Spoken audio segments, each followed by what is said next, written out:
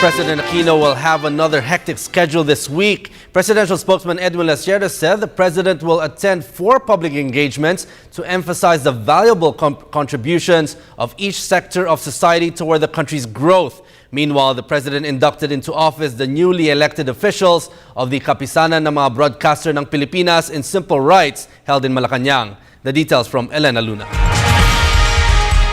Officials of the KBP or the Kapisanan ng mga Broadcaster ng Pilipinas vowed to uphold responsible broadcast media as they took their oath of office before President Aquino in Malacanang.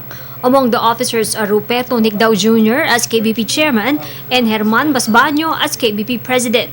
The 2014 KBP Board of Trustees and officers will push for a broadcast media in 2030. Joining the newly elected officers is PCOO Secretary Herminio Coloma Jr.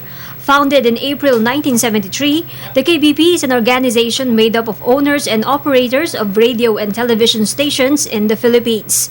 The induction of KBP officers is only the beginning of the President's busy schedule this week. According to Presidential spokesperson Edwin Lasierda, the President will have a number of public engagements on top of meetings and other activities. Tomorrow, he will be the guest of honor at the celebration for the opening of Jollibee's 800th store in the Philippines, a true milestone for a restaurant that has not only become a household name, but has also become a cultural phenomenon.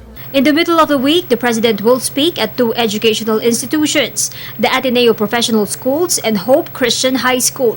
He will also deliver a speech during the reception of the Asian Development Bank. The President's official activities this week ran the gamut from witnessing the impressive growth of our country's homegrown business to speaking to the future professionals and leaders of the Philippines, to meeting with one of our partners for development. However varied this may be, his engagements emphasize the valuable contributions of each to the growth of our country, again showing that each one of us must do our part in the task of nation building. For the People's Television, Elena Luna.